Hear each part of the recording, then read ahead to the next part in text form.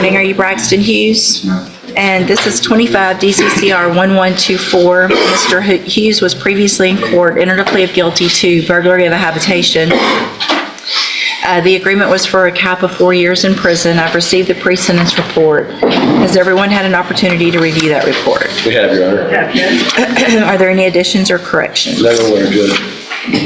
Obviously, I'm aware of some of his criminal history, others not quite so much. I would think that the 4 would probably be on the low end in your opinion, but I defer to whatever you think. Okay, thank you.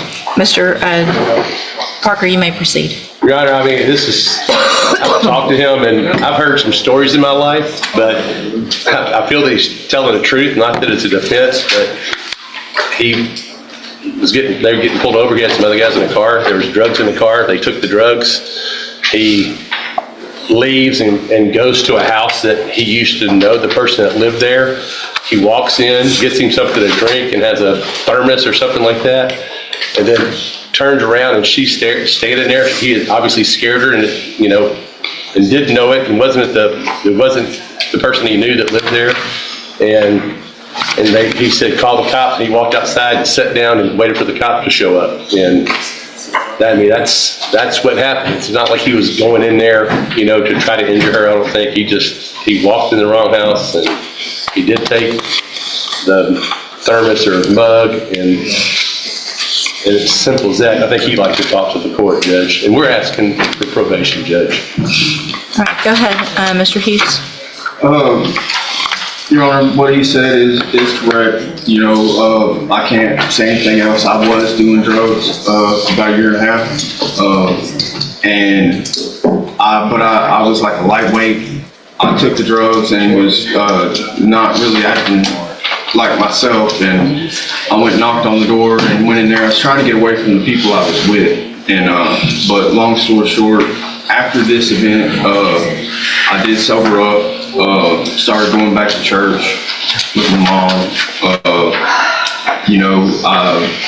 I was in for treatment at the Right Step. I tried to get into treatment there. I was doing the paperwork, trying to get help, but I was sober for a couple months out there on the streets, and I'm not really like a typical druggy type. I don't go around and commit crimes or nothing like that. Your criminal history would say otherwise. This has been a long time. I understand, but be careful how you word things, because you've been a criminal since 2002. You've got 4 misdemeanors. You've got 1, 2, 3, 4, 5 felonies.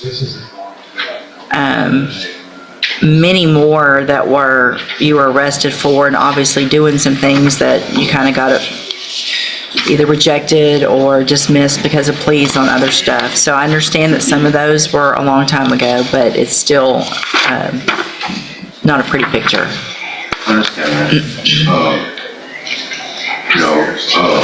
Most of my previous crimes and stuff, they were behind addiction and stuff, but life's a journey, and I haven't, I still was battling with addiction, but not committing crimes,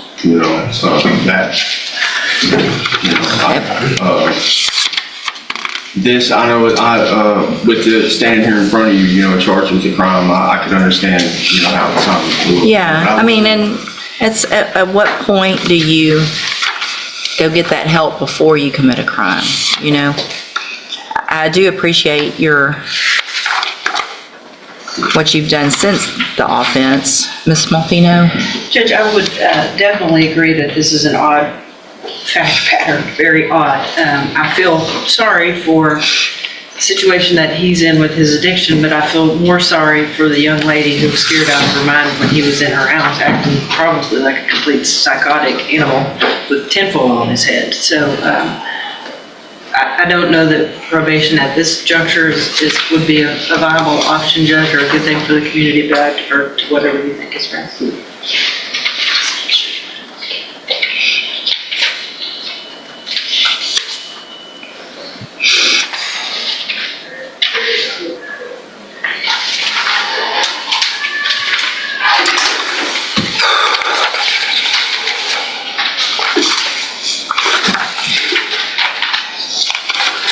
if your history had, one of the things that is sticking out is that every probation you've ever gotten has been revoked. So you've never been successful on probation, I and ended up so, completing the last one. huh? I did complete the last one. The last one that I see was the federal Yes, ma'am. sentence where your supervised release got revoked. I did get revocation, but I got back out on probation and completed it. Okay, at this time, Mr. Hughes, I'm going to find that you entered your plea of guilty freely and voluntarily. Find sufficient evidence to find you guilty, and at this time, find you guilty of burglary of a habitation. Sentence you to a term of 4 years in the institutional division of the Texas Department of Corrections. You will receive credit on that sentence. Shocking. The judge honored the plea deal, but probation was denied. A 4-year prison sentence became final. Was justice served, or did his criminal history seal his fate? Viewers may feel sympathy, or believe accountability won. If you have questions about the laws that make you ineligible to possess a firearm or ammunition, or about how long that lasts, you can talk with Mr. Parker. All right, you can go back with the bailiff. And this is Miss Malfino. Good morning. Are you Kashawn Purdy? And Ms. Purdy is on probation, and cause number 24, DCCR 1272, for the state jail felony offense of unauthorized use of a vehicle. And there's a new indictment in cause number 25, DCCR 1523, charged with injury to a child, elderly, or disabled individual. Mr. Kimler has filed a motion asking for a bond in that unauthorized use case that has the motion in it. Mr. Kimler, you may proceed. Your Honor, I think she's on deferred. I've reviewed a little bit. I haven't actually gotten discovery on the new case yet, but I have reviewed some photographs that were taken by the defendant's family injuries. I don't want to downplay it, but it appears to be sort of the minimalist type of injury. It's not, and I'll defer to Mr. Hawkeye, may have a different opinion on that. We're simply asking for a bond on the underlying motion to revoke probation to allow our time to prepare to defend the injury to a child case. I can't, hold on. Y'all, I'm having a hard time. So if you're talking about a case, for some reason, I'm having a hard time. I've got a cold and my ears are stuffy. Y'all need to step in the back. If you're not talking about a case, I need you to really be quiet. And I'll try to Speak up, please. And additionally, she is pregnant. I think that, and I did receive a write-up that was emailed to me from the jail. And to best of my understanding, it appears she was wearing, I guess, a blue wristband to indicate that she's pregnant. There was some, I don't know, misunderstanding on the part of the jailer as to whether some other female inmate had given her the wristband. Evidently, they get extra rations or extra portions of food and their vitamins and stuff if they're pregnant. But it appears from the write-up that she actually is pregnant, so I don't know that it was a disciplinary write-up or what the purpose of the write-up is, but she certainly, other than that, hasn't had any problems in the jail, to my knowledge. All right, you want to put on some evidence with regard to her ability to pay? Would you raise your right hand the best you can? You swear or affirm the testimony you're going to give in this hearing will be the truth, the whole truth, and nothing but the truth? Yes, ma'am. Thank you. Ms. Purdy, the judge just wants to know your ability to pay a bond, to actually come up with the funds necessary to pay a bond when you get out of jail. What's your financial situation right now, just generally speaking? I had got laid off back in September, but I had got another job at the end of October, so I'll be able to pay my bond. How much do you have available now to pay a bondsman as far as money that's put aside to pay a bonding fee to get out? Like 500, 600. Okay, and then hopefully after that you get your job and we'll be able to work? Yes, sir. Okay. Yes, sir. Do you have any savings or checking, money in the bank, anything like that? No, sir. Do you own your own residence, your own home? Do you own your own? Rent, yes, sir. You rent? Do you own any vehicles? No, sir. What about any other thing of value that you might own? Anything? No, sir. Heartbreaking courtroom twist. A pregnant defendant asked for bond, but the judge imposed strict conditions to protect children. Did the court strike the right legal balance? Many viewers will feel conflicted. I talk to her every day. She tells me every day, she's like, Mama, I'm pregnant. I don't care, Yeah, just answer the questions. because because you're not going to be allowed to be around them if you may bond. So you got to figure something else out until I figure out what's going on with your Yes, ma'am. case. So that's going to be, Well, who are they with now? my mom. Okay. So if you make a bond, then they're going to have to remain there. You're not going to be able to have unsupervised contact with them until further order of the court. Do you understand? That would be a condition of your bond. I totally understand. Okay.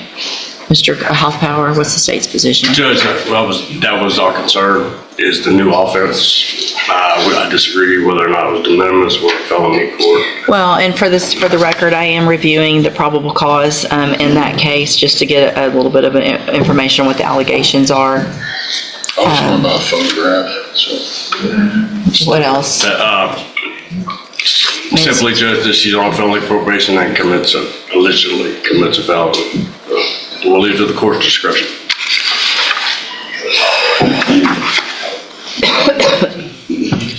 All right, so I'm going to grant the motion to set a bond in cause number 24 DCCR 1272. I'm going to set that bond at $30,000. A condition of that bond is that you have no unsupervised contact with any children, including your own, and that you complete whatever CPS is requesting that you do. So if they started classes, you need to continue with those and whatever they request of you. Do you understand? Yes, ma'am. All right. Policy. All right, you can go back with the bailiff, do it on a different day. Yeah. Okay, you're Michelle Cormier, Yes, ma'am. and will your client waive the formal reading of the indictment in each case? Yes, ma'am. Ms. Cormier, in cause number 25 DCCR 1446, let's see, are we going on with the prior or just the? With the prior judge. Okay, let me, you're charged, hold on. You're charged with manslaughter from November 2nd of 2024. It's a second-degree felony. The indictment alleges you were previously convicted of burglary of a habitation, a second-degree felony, January 30th of 2013. And how do you plead to that charge? And are you pleading guilty freely and voluntarily? Yes, ma'am. And because you did what they've charged you with? Yes, ma'am. And is that prior conviction true? Yes, ma'am.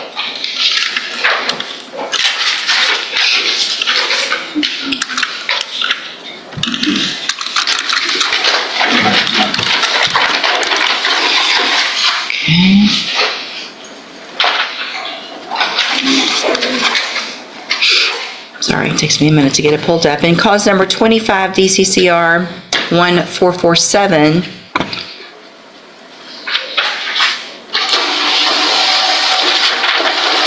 you're charged with possession of a controlled substance, a state jail felony from October 30th of 2024. The indictment alleges you were previously convicted of possession of a controlled substance, a state jail felony, January 30th of 2013, in two different cases, or three different cases on that date. And what that means in that case is that would be enhanced to a third-degree felony. Do you understand? Yes, ma'am. And how do you plead to that charge? Yes. And are you pleading guilty freely and voluntarily? Yes, ma'am. And are you pleading guilty because you did what they charged you with? Yes, ma'am. And are those prior offenses true? Yes, ma'am. In each of those cases, I have here on the tablet some documents that have your signature on them that the state has marked as Exhibit Number 1. Before you signed these, did you go over them with Mr. Radford? Yes, ma'am. Do you fully understand them? Yes, ma'am. And High-stakes decision. By pleading guilty, the defendant waived a jury trial and left sentencing to the judge after a pre-sentence report. Would you take that legal risk? Viewers may be divided.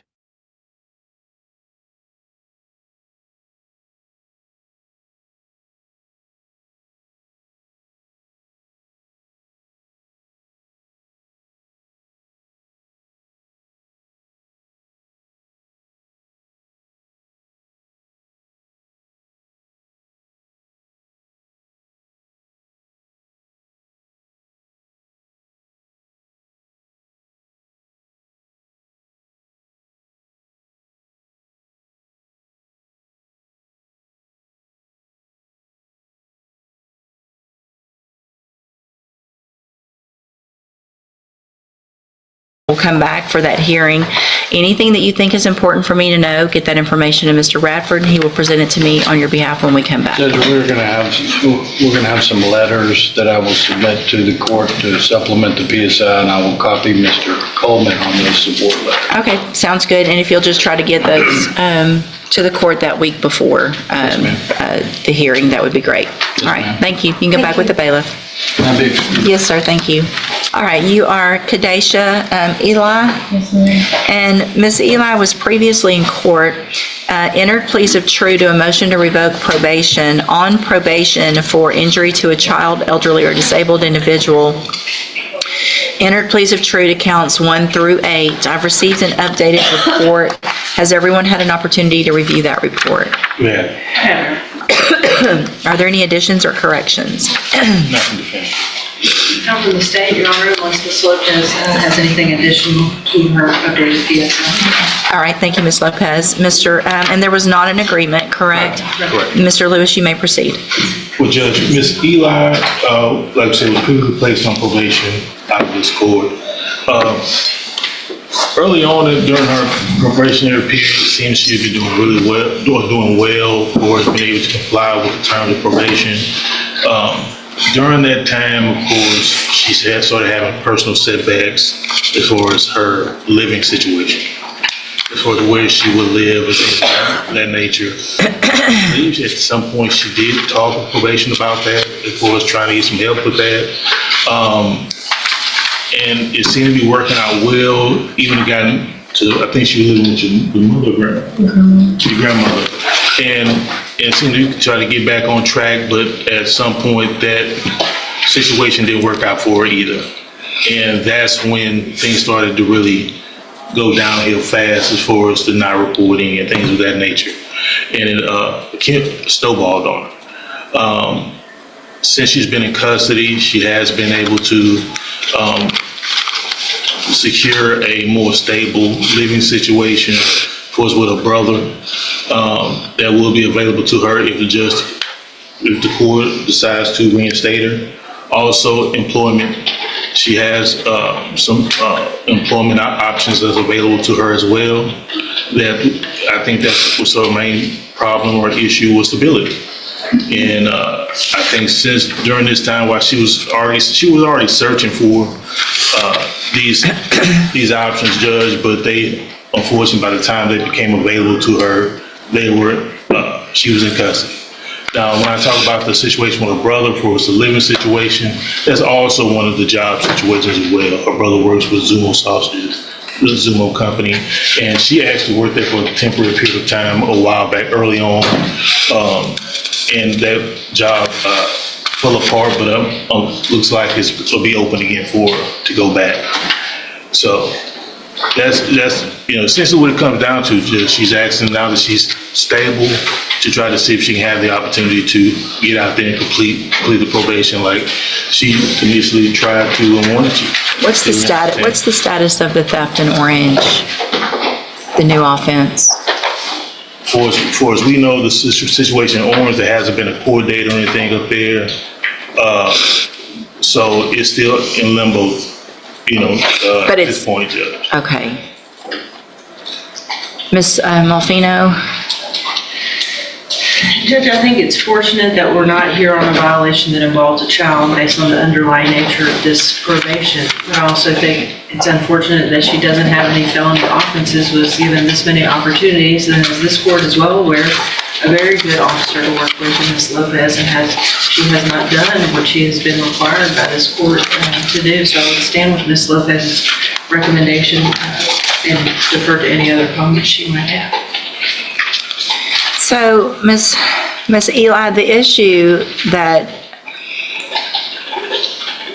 the problem that I have is that when you first got on your probation, we sent you to the cognitive track of ISF so that you could get tools to be able to be successful and do better. And make it through probation. And when you got out of ISF, you were put on the high-medium caseload so that you would have help with all of these issues that Mr. Lewis is talking about. Help with places to live and with jobs, and you were given all of that. And so for me to say, okay, you've already been given all that, and you didn't take advantage of it to give you some other opportunity and just let you out when I've already given you these sanctions.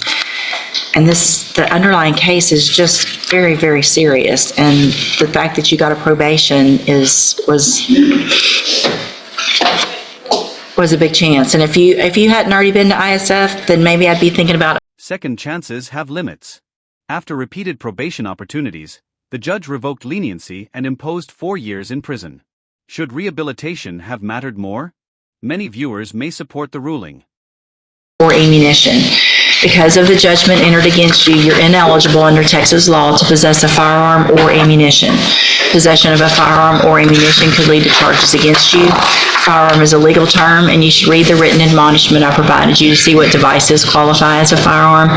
If you have questions about the laws that make you ineligible to possess a firearm or ammunition, or about how long that lasts, you can talk with Mr. Lewis. All right, you can sign that, and y'all can take the bottom 2 copies. It opened the wrong one in the background, that's why. Hold on. Good morning, are you Isaiah Brown? Will your client waive the formal reading of the indictment? It will. Mr. Hoffpower, this is yours on Isaiah Brown.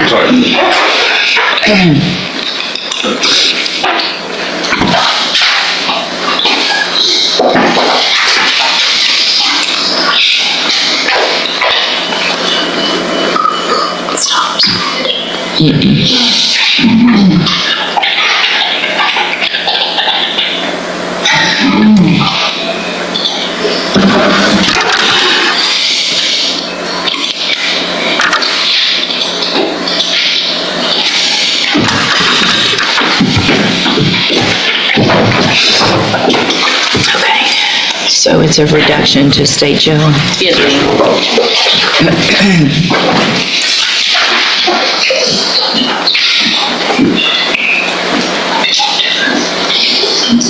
Okay, Mr. Brown, in cause number 25, DCCR 0356, the state has elected to proceed on the lesser offense of a state jail felony, abandoning or endangering a child with intent to return from February 9th of 2025. And how do you plead to that charge? Speak up. Are you pleading guilty freely and voluntarily? And are you pleading guilty because you did what they charged you with?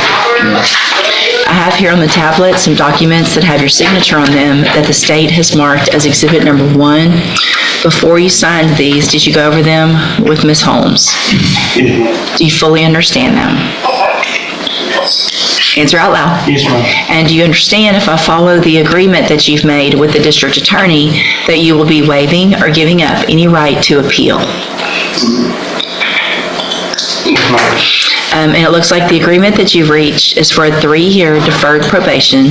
There would be a $300 fine, and you would be required to follow all of the rules and conditions of probation. Is that your understanding? Do you also understand, if you're not a U.S. citizen, that a plea of guilty or no contest may result in your deportation, exclusion from admission to the country, or denial of naturalization under federal law? State tenders number 1. No, Judge. It's admitted. Is there any evidence that Mr. Brown is not competent? No, Your Honor. All right, sir, I'm going to find that you entered your plea of guilty freely and voluntarily.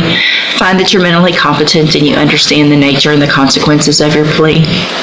Find sufficient evidence to find you guilty. However, I'm going to reset your case so that we can get a pre-sentence report done by probation, then we'll come back at a later date for sentencing. Mr. Hoffpower, what is the state's position with regard to a bond based on the nature of this plea? We have no position. What is what's the relationship to Kinsley Segura? Child. This is It's your daughter? No, he's not with the mother. I'm sorry? They have custody. I'm not sure if he, what kind of. Do you have any kind of, No, she blocked me when she had my baby, so I'm not on the birth certificate, I'm not on nothing. so until anything happens legally with that, you cannot have any contact with your child, you understand? Yes. Okay, so what I'm going to do, based on the nature of this plea agreement, between now and sentencing is reduce your bond in your case to $1,000. If you make that bond, it's very important that the first thing you do is go to the probation department so they can start that pre-sentence report, okay? Also, a condition of that bond is that you have no contact with Kinsley Segura, okay? And then we'll see you back at sentencing. All right, you can go back with the bailiff. Should be a second in your motion to revoke. On the first amendment. Yeah, that second amended one was filed. I could print out a copy. I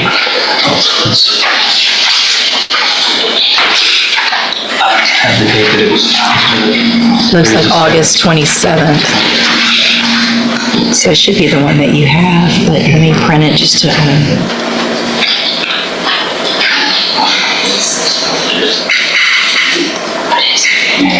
Good morning, are you Leonard Guillory? Yes, ma'am. And so, Mr. Guillory, let's start with cause number 25. Is it printing? Hold on, I can't. Yeah, there it goes.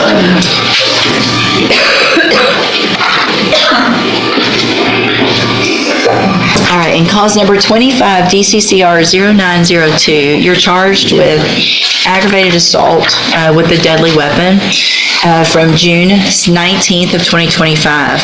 The indictment alleges that you were previously convicted of a felony offense, which means for punishment purposes, if you were found guilty, you would be considered a first-degree enhanced, and the minimum punishment would be 15 years up to 99 years or life in prison. Do you understand? And I have a plea bargain rejection here on the tablet that you signed with Mr. Lewis that shows that the district attorney's office has made an offer if you wanted to enter a plea of guilty for a 10-year term in prison that would run at the same time as a 10-year term in that motion to revoke your probation case. You have every right to reject this offer and have this case set for trial. I do want to make sure you understand what the possible consequences are and what your options are. And do you want to reject that offer and have that case set for trial? So what we're going to do now, Mr. Guillory, is go through that motion. I'm going to get pleas of true or not true on that motion, and then we'll have a hearing on that motion first at a later date. I'll make a decision on that motion, and then we can go forward with your trial after that, okay? So will he waive the formal reading of the motion? He does, Judge.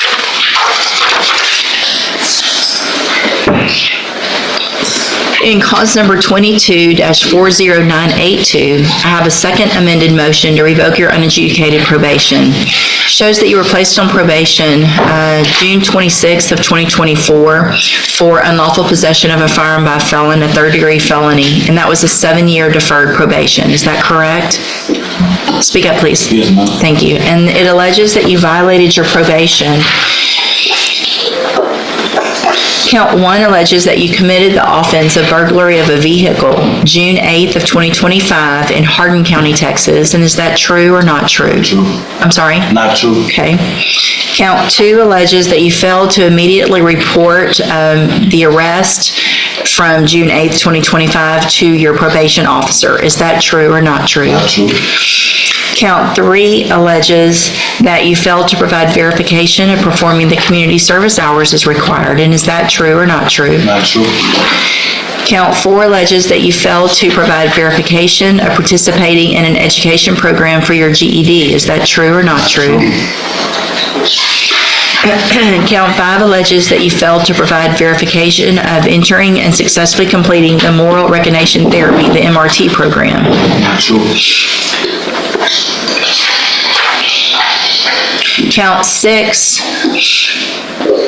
alleges that you failed to pay your court-assessed fees as directed, and as of June 16th, 2025, you were $1,140 behind. Is that true or not true? True. And then it says second amended, but it never said first amended, so I think it's probably what we were all thinking it was. Anyway, count 7 alleges that you committed the offense of aggravated assault with a deadly weapon June 19th of 2025, and is that true or not true? Not true. Count 8 alleges alleges that you committed the offense of evading arrest or detention with the use of a vehicle June 19th of 2025. Is that true or not true? Not true. Count 9 alleges that you possessed a firearm on June 19th of 2025 in violation of your deferred adjudication order. Is that true or not true? All right. So did you enter your plea of true to count 6 freely and voluntarily? All right, then I'm going to find that count true, find sufficient evidence to find you guilty and revoke your probation. I'm not going to do that today. I'll reset it for a hearing and ask the probation department to do an updated report. Mr. Coleman, does the state anticipate witnesses with regard to those the offenses that are alleged? At least a couple of witnesses. So we'll set it on a date when we're not in trial, not a docket date, so that we have time to have that hearing. All right? You can go back with the bailiff. Good morning. Are you Deshaun? Is it Vital or Vital? Vital. Vital. And Mr. Lewis, will your client waive a formal reading of the indictment in each case? He does, sir. Mr. Vital, in cause number 25 DCCR 1107, you're charged with a first-degree felony offense of aggravated robbery from July 10th of 2025. And how do you plead to that charge? Guilty. Are you pleading guilty freely and voluntarily? Freely. And are you pleading guilty because you actually did what they charged you with? Yes, ma'am. And then in cause number 25 DCCR 1109, you're also charged with a first-degree felony offense of aggravated robbery from July 10th of 2025. And how do you plead in that charge? Guilty. And are you pleading guilty freely and voluntarily? And again, because you did what they charged you with. In both of those cases, I have here on the tablet some documents that have your signature on them that the state has marked as exhibit number 1. Before you signed these, did you go over them with Mr. Lewis? Yes, ma'am. Do you fully understand them? Yes, ma'am. And do you understand, if I follow the agreements that you've made with the district attorney, that you'll be waiving or giving up any right to appeal? And it looks like the agreement is for a 10-year deferred probation, that ISF would be ordered. So when is your 18th birthday? April 18th. Okay, so it'll be less than that at sentencing. So we'll do upfront time until your birthday, and then you would go to ISF. Is that your understanding? Yes, ma'am. Do you also understand, if you're not a U.S. citizen, that a plea of guilty or no contest may result in your deportation, exclusion from admission to the country, or denial of naturalization under federal law? State tenders number 1. No objection, Judge. It's admitted. Is there any evidence that Mr. Vital is not competent? No, Judge. All right, sir, I'm going to find that you entered your pleas of guilty in each of your cases freely and voluntarily. Find that you're mentally competent and you understand the nature and the consequences of your pleas. Find sufficient evidence to find you guilty. However, I'm going to reset your cases for sentencing so that the probation department can do a pre-sentence report. That'll give me more information about you and your case, and then we'll come back later for sentencing. So are you at Minnie Rogers or at the jail? Judge, can I address something? Yeah. Obviously, Mr. Vital has been in custody for several months. He's going to continue to be in custody for several more months.